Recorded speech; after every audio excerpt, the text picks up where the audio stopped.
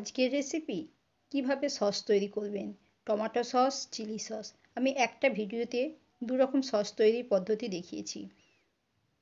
এমন দিনে টমেটো খুবই সস্তা, কিভাবে খুব কম সময়ে ঝটপট এই স্বাস্থ্যকর সসটা আপনারা বাড়িতে বানিয়ে নিতে পারেন, সেই রেসিপিটা আপনাদের সাথে শেয়ার করব।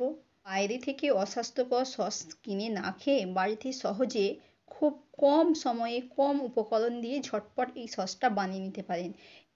এই সসটা আপনারা 1 বছর সংরক্ষণ করে রাখতে পারেন। পুরো ভিডিওটা দেখুন, স্কিপ করবেন না, তাহলে ঠিকমতো বানাতে পারবেন না। আপনারা দেখছেন Sadia's kitchen with village food. আর ভালো লাগলে লাইক, কমেন্ট, শেয়ার, সাবস্ক্রাইব করতে ভুলবেন না। এখানে 1 কিলো টমেটো নিয়েছি। আমার টমেটোর সাইজগুলো দেখুন খুবই বড়। আমি হাফ করে নেব। দেখুন আমি টমেটোগুলোকে হাফ করে নিয়েছি। আমার টমেটোর সাইজগুলো অনেকটাই বড় ছিল, সেই জন্য আমি হাফ করে নিয়েছি।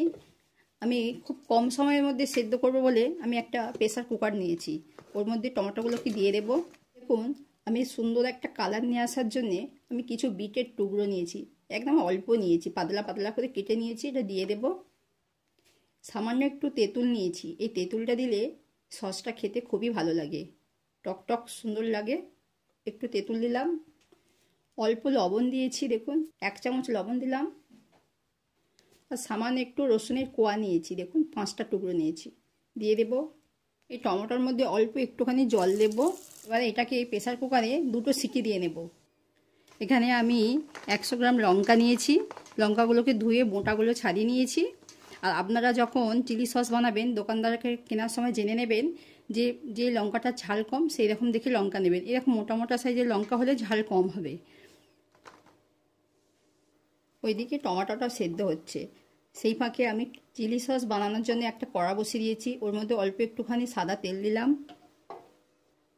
হাফ চামচ সাদা জিরে দিলাম। এটাকে একটু নাড়বো। আমি লঙ্কাটাকেও দিয়ে দেবো ওর মধ্যে। 3 কোয়া রসুন নিয়েছি, ওটাও দিয়ে দেব। একটু নেড়ে দেব, একবার একটু উল্টে পাল্টে নেড়ে নেব। লঙ্কাগুলোকে সেদ্ধ করার জন্য অল্প একটুখানি জল দেব। একবার নেড়ে দেব, চাপা দিয়ে দেব। আমি একটা পাত্র দিয়ে ঢেকে দিলাম। আমি একবার চাপাটা খুলে নিলাম, নিয়ে একটু নেড়ে দেব। এই লঙ্কাটায় যতটা আমি জল দিয়েছি সমস্ত জলটা যেন শুকিয়ে যায়, আর জল থাকলে আপনার সসটা নষ্ট হয়ে যাবে। আমি পাত্র দিয়ে ঢেকে দিলাম। লঙ্কার সমস্ত জলটা শুকিয়ে গেছে, আর লঙ্কাটাও ভালো মতো সেদ্ধ হয়ে গেছে। এবার এটাকে আমি নামিয়ে ঠান্ডা করে নেব। দেখুন আমার টমেটোটাও সেদ্ধ হয়ে গেছে। এবার আমি এটাকে ঠান্ডা করে পেস্ট করে নেব। আমি টমেটোটাকে এবার পেস্ট করে নেব। একটা মিক্সির কৌটো নিয়েছি, ওর মধ্যে দিয়ে দেব। দেখুন আমি টমেটোটাকে পেস্ট করে নিয়েছি। এবার এটাকে ছেঁকে নেব। একটা পাত্র নিয়েছি, একটা ছাঁকুনি নিয়েছি। এবারে এতে অল্প অল্প করে দিয়ে ছেঁকে নেব। দেখুন আমি টমেটোটাকে ছেঁকে নিয়েছি। আমার এতটা দানা পেস্ট বেরিয়েছে, এগুলো ফেলে দেব। আমি একটা কড়া বসিয়ে দিয়েছি, ওর মধ্যে টমেটো পিউরিটা দিয়ে দেব। আমি একবার নেড়ে দিলাম।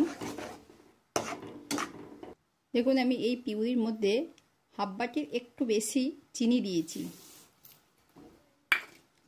ভালো করে নাড়বো। ওই পিউরির মধ্যে আমি দেখুন বিট লবণ দিলাম। আপনারা বিট লবণটা দেওয়ার চেষ্টা করবেন, বিট লবণটা দিলে টেস্টটা খুব ভালো হয়। আবারও নাড়তে থাকবো। এইভাবে আপনারা অনবরত নাড়তে থাকবেন। ভিডিওটা যদি আপনাদের ভালো লাগে লাইক, কমেন্ট, শেয়ার, সাবস্ক্রাইব করবেন। যে সকল নতুন বন্ধুরা আমার চ্যানেলে এসেছেন চ্যানেলটাকে সাবস্ক্রাইব করে অনুরোধ করলাম। প্লিজ একটা সাবস্ক্রাইব করে দেবেন। একটা সাবস্ক্রাইব আমাদের নতুন নতুন ভিডিও বানাতে অনেক উৎসাহ জাগায়। গোলমরিচটাকে গুঁড়ো করে দিয়ে দেব ওর মধ্যে। গোলমরিচের গুঁড়োটা দিলাম। আমি একবার নাড়বো। আমার কালারটা দেখুন কত সুন্দর। আমি কোনো এখানে কালার ইউজ করি না। আপনারা অবশ্যই আমার মতো একবার ট্রাই করবেন, দেখবেন খুব ভালো লাগে। এইভাবে আপনারা করে সারা বছর সংরক্ষণ করে রাখতে পারেন। আমি এখানে হাফ বাটি ভিনেগার নিয়েছি, ওটাও দিয়ে দেব। আপনারা চাইলে কর্নফ্লাওয়ার ব্যবহার করতে পারেন, আমি দেব না। কর্নফ্লাওয়ারটা দিলে তাড়াতাড়ি ঘন হয়ে যায়। আর একটু সময় নিয়ে, আমি কর্নফ্লাওয়ার ব্যবহার করি না, ওই জন্য আমি একটু সময় নিয়ে এটাকে ফুটিয়ে নেব। এই ভিনেগারটা দেওয়ার ফলে আমার এই সসটা 1 বছর পর্যন্ত ভালো থাকবে, কিচ্ছু হবে না। আমার সসটার কালারটা দেখুন, আমি এখানে কোনো ফুড কালার ব্যবহার করি না, ন্যাচারাল কালারটাই দেখিয়েছি। সসটা হতে, এটা ঘন হতে আমার 12 থেকে 15 মিনিট সময় লেগেছে। আমার সসটা এবার হয়ে গেছে, এবার নামিয়ে নেব। নামানোর পর এর থিকনেসটা আপনাদেরকে আমি দেখাবো। আমি একটা পাত্র নিয়েছি, টমেটো সসটা দিলাম। এইটাকে দেখুন, এইভাবে কাত করলে দেখুন, কাত করেছি দেখুন, একদম হালকাভাবে আস্তে আস্তে গড়াচ্ছে। আমরা বাজার থেকে যখন টমেটো সস কিনে খাই, তো তার থিকনেসটা এইরকমই থাকে। আপনারা দেখুন, আঙুল দিয়ে আমি একটা দাগ টেনে দিলাম, দেখুন দাগটা কি মিলছে? মিলছে না।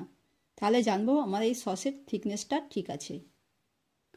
দেখলেন তো কত সহজেই বাড়িতে টমেটো সস বানানো যায়। এভাবে আপনারাও অবশ্যই বানিয়ে নেবেন, বানিয়ে সারা বছর সংরক্ষণ করে রাখতে পারেন। এবার আমি একটা মিক্সির কৌটো নিয়েছি, যে লঙ্কাগুলোকে আমি সেদ্ধ করে নিয়েছিলাম সেই লঙ্কাগুলোকে কৌটোর মধ্যে দিয়ে দিলাম। দেখুন 1 চামচ বিট লবণ দিলাম, চিনি দেব 1 চামচ। এই চিলি সসের মধ্যে কোনো রকম জল ব্যবহার করা যাবে না। আমি ভিনেগার নিয়েছি হাফ বাটি, ওর মধ্যে দিয়ে দিলাম। এইটাকে আমি পেস্ট করে নেব। দেখুন আমি পেস্ট করে নিয়েছি। এই সসটাকে আমি ঢেলে নিয়েছি। এর থিকনেসটা দেখুন এইরকমই হবে। আপনারা যদি পাতলা করতে চান তাহলে কোনো মতে জল দেবেন না, ভিনেগার দেবেন অল্প একটু, তাহলে একটু পাতলা হয়ে যাবে। আমি এইরকমই রাখবো, কারণ বাজার থেকে যখন কিনি এইরকমই থাকে, খুব পাতলা হয় না। তাহলে দেখলেন তো বন্ধুরা, কত সহজেই বাড়িতে সস বানানো যায়।